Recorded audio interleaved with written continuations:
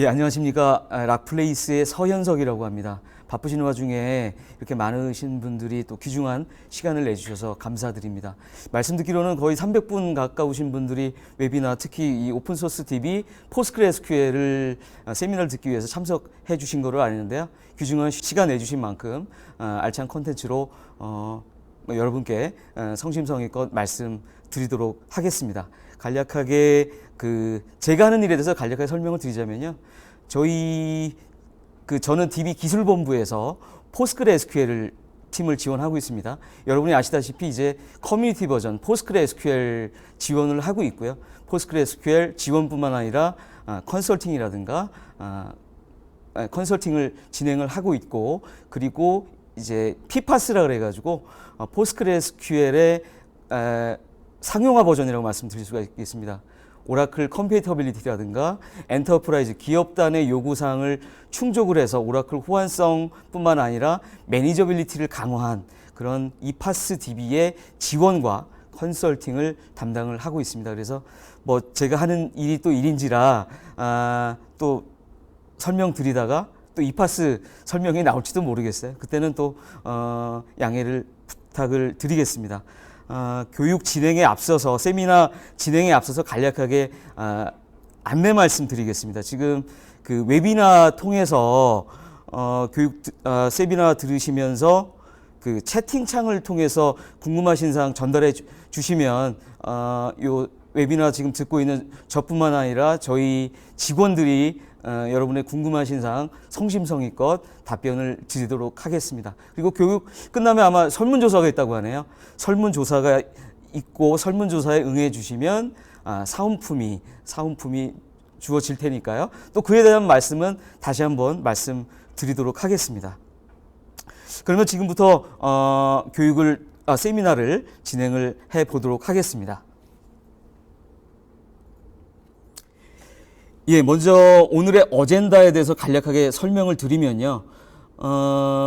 이파스 간략하게 설명을 드렸지만 오늘의 주제는 포스트그레스QL이라고 하는 커뮤니티 데이터베이스에 대해서 설명을 드릴 겁니다. 그래서 온프레미스 환경에서 많이 쓰셨는데 여러 가지 이유로 인해서 여러 가지 이유라고 하면 편의성이라든가 보안 강화, 비용 측면이 있을 텐데 온프레미스에서 쓰셨던 DBMS를 포스트그레스QL을 클라우드 환경으로 올려서 특히 MS 애저라고 하겠죠. MS 애저로 어떻게 디플로이하는 방안, 어떻게 디플로이해야 할지 그런 하우에 대한 말씀을 드릴 거고, 그리고 그렇게 디플로이를 왜 했는지, 그리고 디플로이를 해서 무엇이 좋아졌는지 고객 사례를 통해서 말씀을 드리는 자리, 그리고 마지막으로 사실은 제일 여러분이 궁금하신 사항이실 겁니다.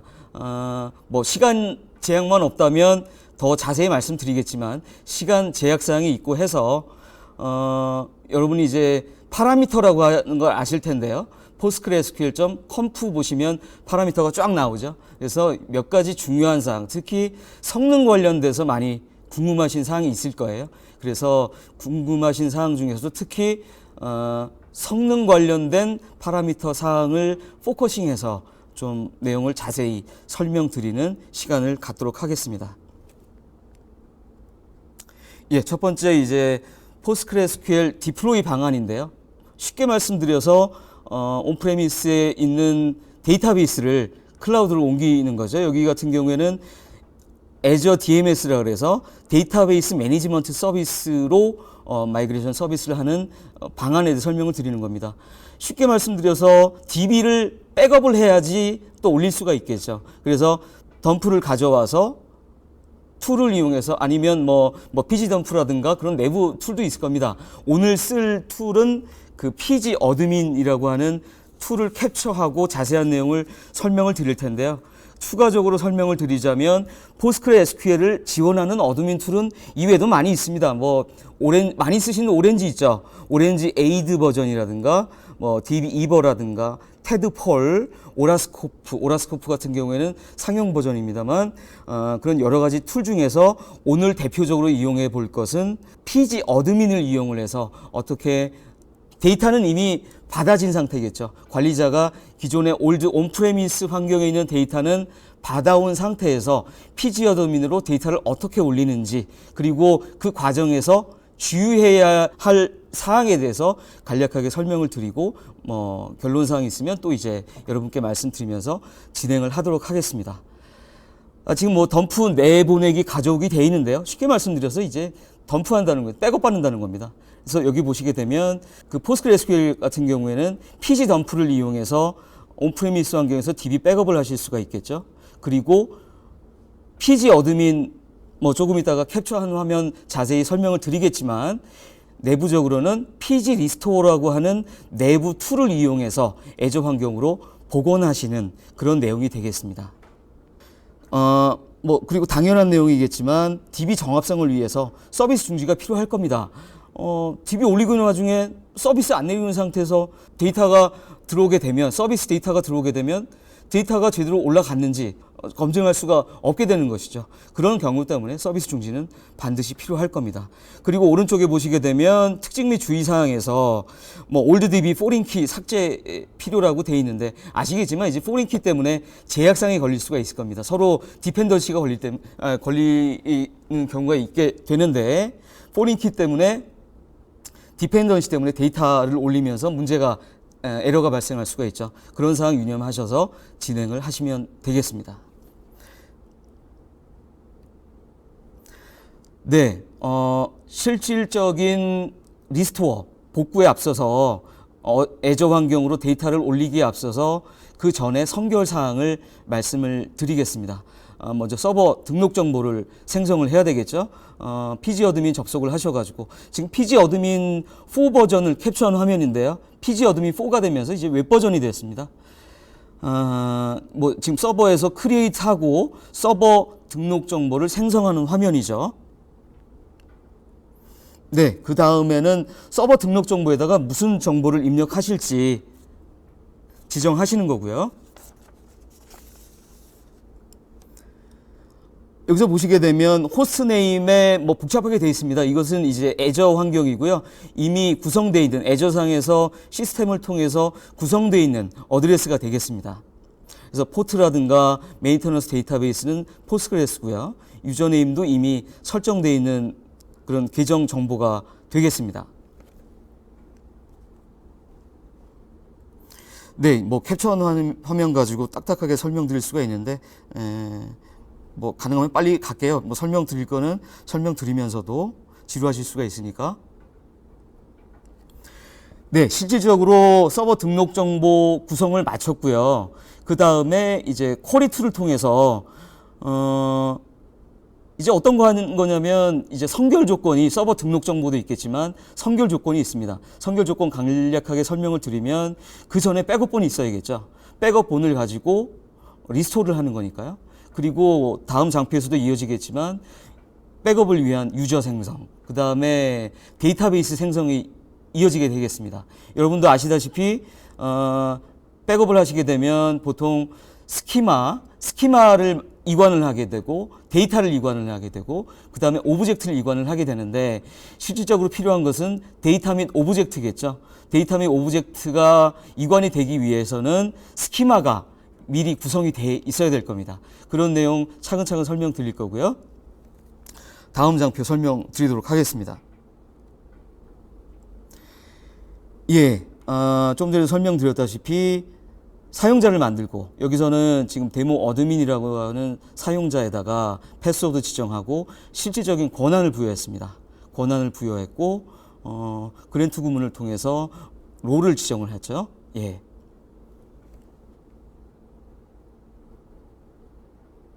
그 다음 화면은 이제 사용자를 만들었으니까 그 스키마 이관을 위한 사용자 생성을 했고요. 그 다음에 그 틀이겠죠.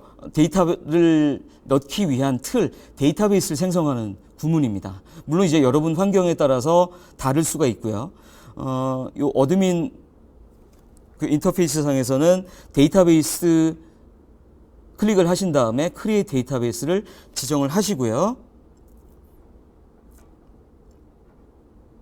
네, 그 다음에 이제 리스토어를 하시는 겁니다. 크리에이트 데이터베이스가 되는 환경에서 리스토어를 하셔야 되는데,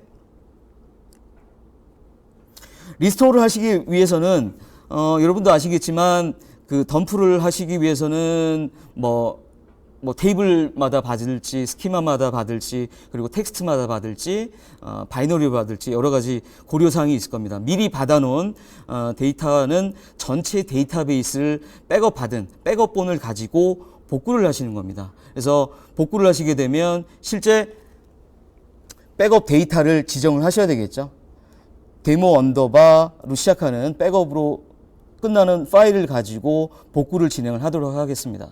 그럼 복구가 진행되는 와중에 궁금하신 사항은 여기 보시는 것처럼 중간이라든가 하단에 보시게 되면 뭐 클릭 히어 포 디테일즈 해가지고 실제 백업이 어떻게 되고 있는지, 시간이 얼마나 흘렀는지, 뭐 에러는 어떻게 진행되고 있는지, 오른쪽 하단에 보시게 되면 실제 리스토어를 하게 되면서 에러가 발생을 했죠. 이런 에러 사항을 가지고 지금 제대로 되고 있는지, 어떤 문제가 발생했는지 짐작을 하실 수가 있고 이제 트러블 슈팅을 진행을 하셔야 될 텐데요. 이렇게 확인을 하실 수가 있습니다. 다음 장에서는 이제 그 실제 사례를 가지고 어떻게 그 애저로 복구하는 내용을 설명을 드릴 텐데, 그 전에 이제 간략하게 설명을 드릴 것은 뭐 결론을 내려야 되겠죠. 아까 교육 진행 중에도 설명을 드렸지만 역시 서비스가 중지돼야 된다는 거, 그 다음에 포린 키를 삭제한다거나 디세이블 한다거나 그런 사전 조치가 필요하다는 내용을 다시 한번 설명드리면서 주의사항을 말씀드리면서 결론을 내리도록 하겠습니다. 그 다음에 실제 유즈 케이스 가지고 설명을 드릴 텐데요. 저희 고객 사례입니다. 오늘의 고객 사례는 이제 그 포스트그레스QL 커뮤니티 버전을 가지고 온프레미스 환경에서 어떻게 그 데이터를 복구를 했고 어떠한 히스토리가 있었는지 최대한 간략하게 설명을 드리려고 해요. 보통은 이제 마이그레이션 하게 되면 뭐 많은, 아까도 그 교육 초반부에 말씀을 드렸지만 뭐 어떤 이유로 온프레미스 환경에서 클라우드 환경으로 디플로이를 하실까요? 뭐 편리하기도 할 거고요. 그 다음에 어떤 모든 그 데이터 유입이라든가 데이터 나가는 거에 대해서 그 클라우드를 통해서 모니터링 하고 있기 때문에 보안성 강화 측면에서 장점이 있을 거고요. 그 다음에 비용 측면에서 장점이 있을 텐데, 지금 제가 말씀드리는 고객 사례에서는 어떤 이점이 있어서 디플로이를 하게 되는지 간략하게 설명을 드리도록 하겠습니다. 그 클라우드 아시겠지만 지금 오늘 사례는 파스 사례입니다. PAAS라 해가지고 플랫폼 애저 서비스, 플랫폼 환경에서 포스트그레스QL 그 VM이 만들어진 환경에서 데이터를 어떻게 디플로이 할지 설명을 드리는 건데요. 고객 사례에 대해서 설명을 드리겠습니다. LG 계열사인데요. 간략하게 어떠한 일이 있었는지 좀 디테일을 설명을 드리자면 뭐 여러 가지 좀 비용 측면도 있었고요. 포스트그레스QL도 뭐 성능 측면이라든가 그리고 비용 측면, 그리고 뭐 편의성 측면, 그 다음에 SQL 튜닝 관련돼서 저희 도움도 좀 받고 싶으셨다고 하고요. 그리고 뭐 이 시점에서 저희 회사 좀 그 소개 좀 시켜드리자면, 저희 회사 자랑 좀 하자고 하면 지금 그 애저 설명을 드리면서 클라우드 그 중에서도 저희는 그 MS 사업본부가 있습니다. MS 사업본부를 통해서 MS 사업본부와 같이 협업을 진행한 부분이고요. 고객사에서 이런 문제가 발생했을 때 MS 사업본부와 어떤 의논을 나눴고 어떤 결론을 내렸는지 그런 사항도 설명을 드릴 겁니다. 먼저 고객의 요구사항을 먼저 말씀을 드리면요. 오른쪽에 보시는 것처럼 대시보드가 있습니다. 거의 뭐 이름이, 요 대시보드가 아마 고객사 사례는 아닐 텐데, 좀 이해의 편의를 위해서 대시보드를 오른쪽에 놨고요. 대시보드의 결과값이 안 맞습니다. 이제 어떤 결과값이냐면, 밑에서 보시는 것처럼, 이제 고객사에서 문제가 발생했을 때 LG 계열사, 저희가 오늘 소개시켜드리는 그쪽으로 SOS를 울린다고 합니다. 그랬을 경우에 보고창, 대시보드에 SOS 취소 보고라든가 완료 보고, 도착 보고, 신고 보고 등이 울리게 되는데요. 사실 이 총계값이 맞아야 되는데 사실 총계값이 맞지 않았어요. 그래서 보시는 것처럼 뭐 지금 1000단위, 10,000단위가 이어지다 보니까 사실 사용자들이, 관리자분들이 신경을 안 쓰셨는데 뭐 저희가 일단 확인을 하다 보니까 쿼리가 좀 복잡한 쿼리가 있었어요. 그거는 교육 말미에 다시 한번 설명을 드릴 거고요. 총계값이 맞지 않았고, 해당 쿼리에 대해서도 그 좀 OLTP성이라기보다는 DW성 쿼리에 가깝게 돼 있었습니다. 그래서 성능 문제도 있었고요. 그런 그 DW성 쿼리에 맞다 보니까 사실은 해시 조인이 되도록 유도를 해야 되는데, 해시 조인이 안 되고 네스티드 루프, 이제 뭐 전문적인 얘기입니다만 네스티드 루프로 좀 풀리는 문제가 있어서 그것을 저희가 좀 튜닝을 해드린 일이 있었습니다.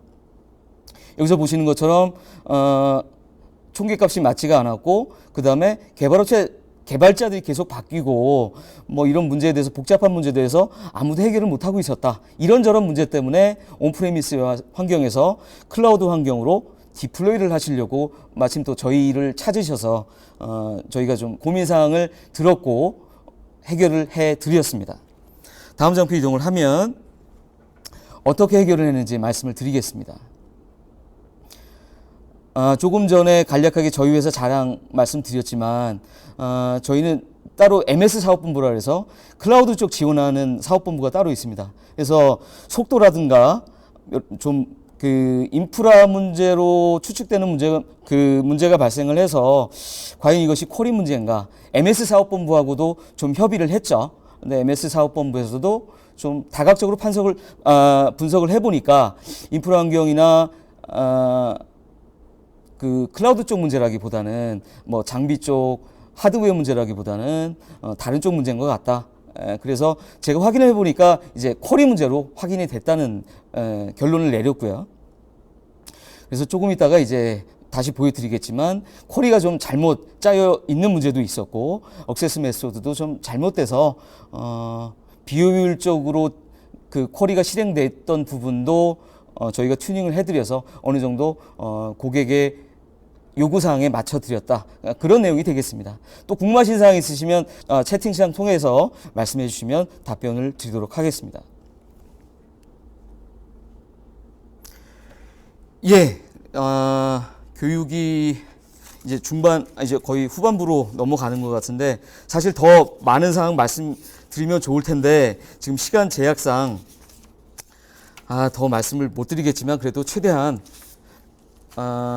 튜닝 관련돼서 많이 궁금해 하시는 만큼 그래도 제 딴에 또 좀 시간을 좀 아껴서 더 많은 사항 말씀드리도록 하겠습니다.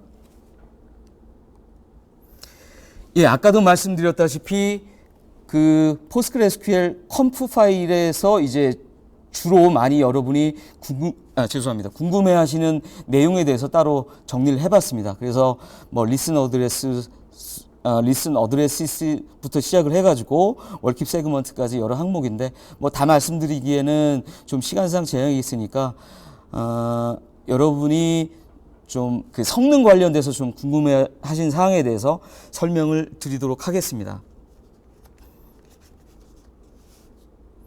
저희가 지원이나 그 튜닝을 진행하다 보면, 컨설팅을 진행을 하게 되면 뭐 그리고 더군다나 설치를 진행하게 되면 공고값을 미리 드려요.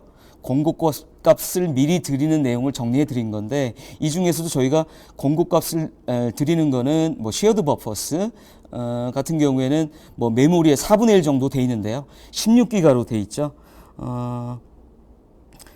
그래서 쉽게 말씀드리면 오라클 SGA하고 뭐 그 비교해서 설명을 드리면 되겠습니다. 공유 메모리하고 설명을 드리겠고요. PostgreSQL 같은 경우에는 좀 OS 캐시에 많이 의존하는 부분이 있어요. 그래서 OS 시스템의 효율을 위해서는 40% 이상의 램을 쉐어드 버퍼스 값에 할당하는 것은 권장을 해드리지 않습니다. 그래서 윈도우즈 환경하고는 또 좀 다를 텐데, 윈도우즈에서는 OS 캐시를 많이 사용을 하기를 권장을 드리는 그런 좀 차이가 있습니다. 그래서 윈도우즈 환경에서는 64메가에서 512메가 사이에서 권장을 드리는 내용이 있고요. 그 다음에 이제 워크 언더바 매미라고 요것 역시 그 성능 관련된 그 파라미터 중에 하나인데요. 주로 이제 템퍼러리 디스크 파일에 쓰기 전에 내부 정렬 작업이니까 오더 바이 작업이 되겠죠. 내부 정렬 작업 및 해시 테이블에서 사용할 메모리 양을 지정하는 파라미터다, 그렇게 되어 있는데, 주된 연산 작업은 여러분이 흔히 쓰시는 것처럼 오더 바이라든가 디스팅트, 그 다음에 머지 조인이 많이 발생을 합니다. 그 다음에 해시 테이블 같은 경우에는 해시 조인, 여러 가지 조인 방법 중에서도 저희 그 포스트그레스QL 같은 경우에는 특히 PG 같은 경우에는 오라클이나 뭐 다른 DBMS처럼 그 힌트를 강제적으로 종료하실 수 있는 그런 방법이 없습니다. 그래서 포스트그레스QL에서는 내부적으로 지원을 안 하고 있고요. 그래서 익스텐션이라고 해가지고 추가 호환성 모듈이라는 게 있습니다. 그래서 PG 언더바 힌트 언더바 플랜이라고 하는 익스텐션 추가 호환성 모듈을 통해 가지고 그 쿼리 힌트를 조정을 하실 수가 있어요. 그럴 경우에는 좀 다른 점이 있죠. PG 힌트 플랜 같은 경우에는 플랜 트리라고 해가지고 이런 그 쿼리 플랜의 어떤 그 트리 형태로 만들어 놓은 그런 쿼리 플랜 트리를 강제적으로 수정을 할 수가 있습니다. 그래서 다른 DBMS 같은 경우에는 뭐 쿼리를 변경하도록 힌트를 준다고 하더라도 그것은 어드바이스일 뿐이지 옵티마이저에서 따로 따르진 않습니다. 반드시 따르진 않은데, 이렇게 PG 힌트 플랜을 이용을 해서 플랜 트리를 강제로 수정하는 그런 환경 하에서는 강제적으로 힌트를 강제적으로 따를 수밖에 없습니다. 그런 차이가 있다는 점을 말씀을 드리고요. 잠깐 다른 내용으로 샜었는데 다시 한번 그 튜닝 내용으로 들어와서 설명을 드리자면, 그 다음에 이제 메인테넌스 워크 언더바 맴이라고 있습니다. 워크맨 바로 밑에 있는데요. 내용에서 보시는 것처럼 그 값의 의미에서 보시는 것처럼 유지 관리를 위해서 필요한 값입니다. 그래서 주로 어떤 그 작업을 하실 때 필요한 거냐면, 뭐 예를 들어서 베큐이라든가 크리에이트 인덱스라든가 얼터 테이블, 애드 포린 키와 같이 주로 유지 보수 작업에서 사용하실 최대 메모리를 지정하는 그런 파라미터라고 말씀을 드릴 수가 있겠습니다. 그 다음에 결론적으로 봤을 때 이 설정 값을 크게 하시게 되면 뭐 베큐하고 덤프를 이용한 DB 리스토어 시에 성능 향상에 도움이 될 수 있다, 이렇게 말씀을 드릴 수가 있겠습니다. 그리고 이펙티브 캐시 사이즈가 있는데요. 이것은 이제 그 메모리 값이 나와 있는데요. 이 값을 간략하게 설명드리자면 단일 쿼리에 사용할 수 있는 디스크 캐시의 효율적인 크기에 대한 추정치라고 말씀을 드리겠습니다. 결론적으로 이 값이 클수록 인덱스 스캔이 사용될 가능성이 큽니다. 그런데 반대로 값이 작게 되면 순차 스캔, 시퀀셜 스캔으로 빠질 가능성이 있죠. 그것을 유념하셔서 각 사이트 환경에 따라서 맞게 조절을 하시면 될 것 같고요.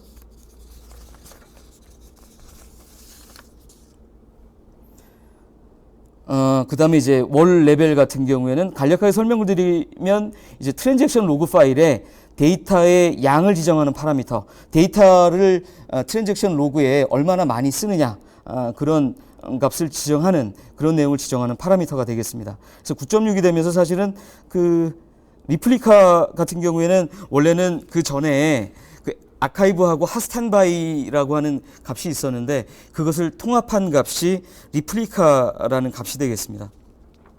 네, 그리고 사실 이제 추가적으로 말씀을 하나 더 드리고 일단 그 매짐을 해야 될 것 같은데요. 오늘 강조해서 말씀드릴 것은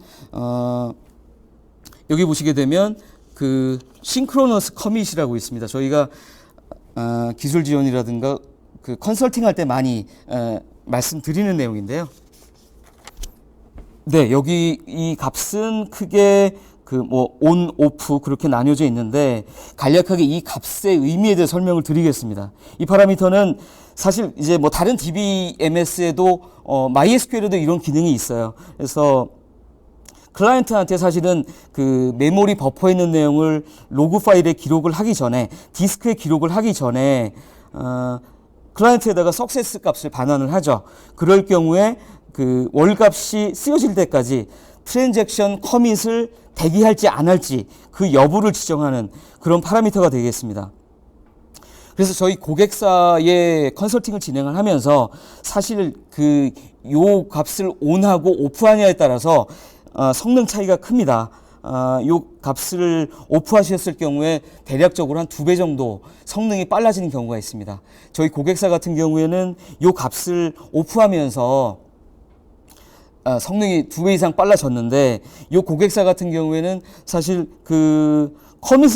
트랜잭션 커밋을 대기하느냐 안 하느냐를 지정하는 거기 때문에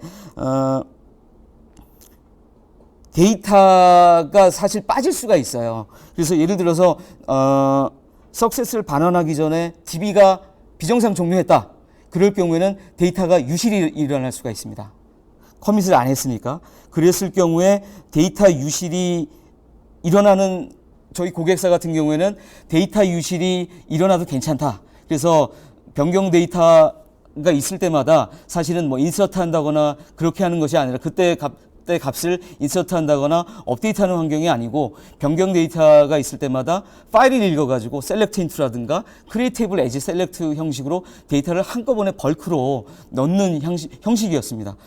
그런 서비스였기 때문에 사실 데이터 유실에는 큰 관심이 없는 그런 경우였습니다. 그래서 성능이 빨라진 경우였는데, 그렇게 된다 그래서 사실 데이터 정업상에 문제가 발생을 하고 DB가 스타트가 안 된다거나 그런 결정적인 문제 발생 안 하기 때문에, 말씀드린 것처럼 이런 고객사와 유사한 환경이라고 하면 이런 싱크로너스 커밋을 오프로 지정하시는 것도 고려해 보실 만하다라고 말씀을 드릴 수가 있겠습니다. 네, 튜닝 방안 관련돼서 싱크로너스 커밋 설명을 드리면서 사실은 간략하게 다시 강조해서 말씀드리는 방안도 좋을 것 같습니다. 싱크로너스 커밋하고 저희가 그에 좀 비견되는 그런 파라미터가 또 있는데, 그거는 또 추가적으로 말씀드리기로 하고, 싱크로너스 커밋은 다시 추가적으로 말씀드릴 필요가 있을 것 같아요. 다른 DBMS도 이런 기능이 있을 텐데 아마 MySQL에도 이런 기능이 있는 거로 아는데요. 데이터의 정합성 때문에 사실은 로그 버퍼에 있는 데이터를 디스크에 기록할 때 클라이언트한테 이제 석세스를 반환하게 됩니다. 이제 데이터를 성공적으로 반영했다. 그런 석세스를 반환하기 전에 트랜잭션 커밋을 대기할 거냐 말 거냐, 그런 내용을 지정하는 내용이고요. 이 값이 온 돼 있느냐 오프 돼 있느냐에 따라서 성능이 2배까지 나아질 수 있다. 그래서 고객사 같은 경우에는 저희가 튜닝해드린 고객사 같은 경우에는 요 값을 오프해드려서 또 이제 요 값을 오프해드려도 되는 환경이라고 말씀을 드렸습니다. 그래서 데이터를 인서트할 경우에, 데이터 추가가 필요할 경우에 인서트나 업데이트 그런 용도, 그런 방법이 아니라 파일에 있는 데이터를 한꺼번에 읽어가지고 크리에이테이블 에지 셀렉트라든가 시타스라고 하죠. 셀렉트 인투 형식으로 한꺼번에 벌크 로딩하는 방식이기 때문에 한두 건 정도의 데이터 유실은 걱정하지 않는 환경에서는 이 싱크로너스 커밋은 오프하셔도 무방하기 때문에 성능상의 성능이 향상되는 그런 효과가 있다 말씀을 드릴 수가 있겠습니다.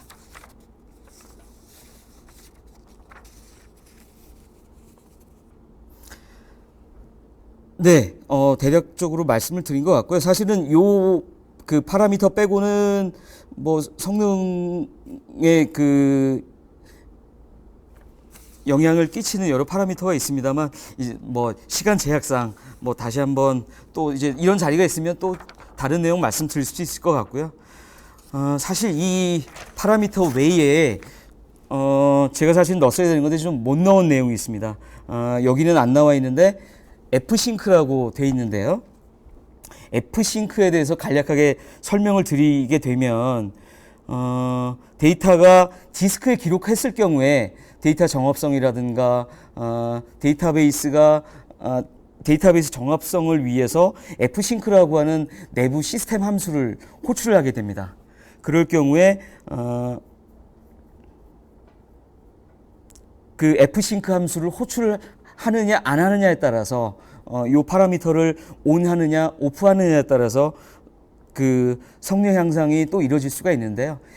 좀 전에도 말씀드렸다시피 이 파라미터는 좀 위험하다고 말씀드린 것이 그 싱크로너스 커밋과는 달리 데이터 정합성, 데이터베이스 정합성에도 영향을 끼칠 수가 있습니다. 그래서 운영체제라든가 하드웨어 충돌이 발생할 수 있다. 그래서 데이터베이스가 안 올라가는 그런 영향이 발생할 수도 있기 때문에 예를 들어서 뭐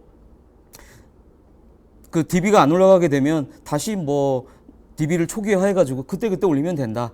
소규모의 데이터 뭐 예를 들어서 뭐 소규모의 데이터베이스일 경우에는 써도 무방하다. 그러실 경우에는 이제 fsync를 쓰는 경우도 있겠습니다만 크게 권장드리는 값은 아닙니다. 예, 그래서 요 값은 경우에 따라서 정말 필요할 때만 쓰시고 예, 환경에 따라서 쓸지 말지를 판단을 하시면 되겠습니다. fsync를 마지막으로 이제 튜닝 방안, 그 PostgreSQL conf 파일 파라미터를 중심으로 해서 튜닝 방안에 대해 설명을 드렸고요.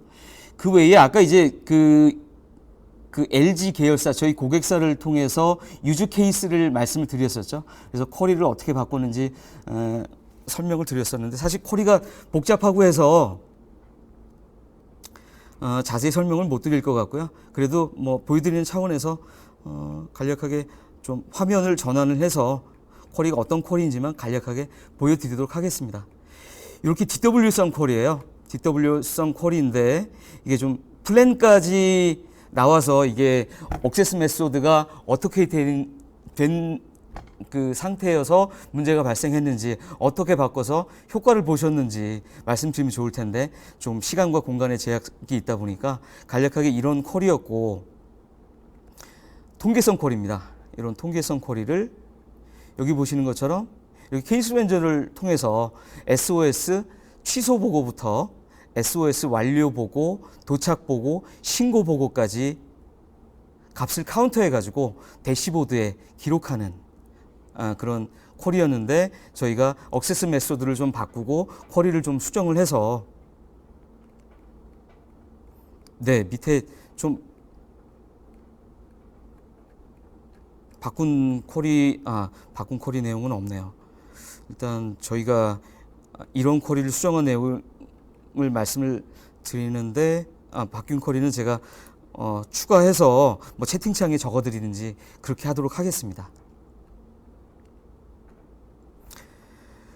네, 여기까지 말씀을 드렸고요. 교육 초반 그리고 중간에 계속 말씀드렸지만 궁금하신 사항은 채팅창을 통해서 말씀을 적어주시면 저라든가 저희 엔지니어 포스트그레스QL을 지원하는 엔지니어들이 그 궁금하신 사항을 정리를 해가지고 답변 사항을 성심성의껏 답변을 드리도록 하겠습니다. 그리고 이제 교육 끝나시면 설문조사가 진행된다고 합니다. 설문조사에 응답을 해주시게 되면 스타벅스 기프티콘을 제공해 드린다고 하니까요. 시간이 되시면 뭐 가능하면 네, 그 설문조사까지 응해 주시면 대단히 감사하겠습니다. 네, 지금까지 그 귀중한 시간 내주셔서 저희 웨비나를 청취해 주셔서 대단히 감사하다는 말씀 드리겠고요. 또 이제 소중한 시간 내주시면 또 다른 자리에서 또 뵐 기회가 있겠죠. 그리고 뭐 컨설팅이라든가 지원하면서 또 여러분 뵐 수도 있을지 모르겠습니다. 지금까지 청취해 주셔서 대단히 감사합니다.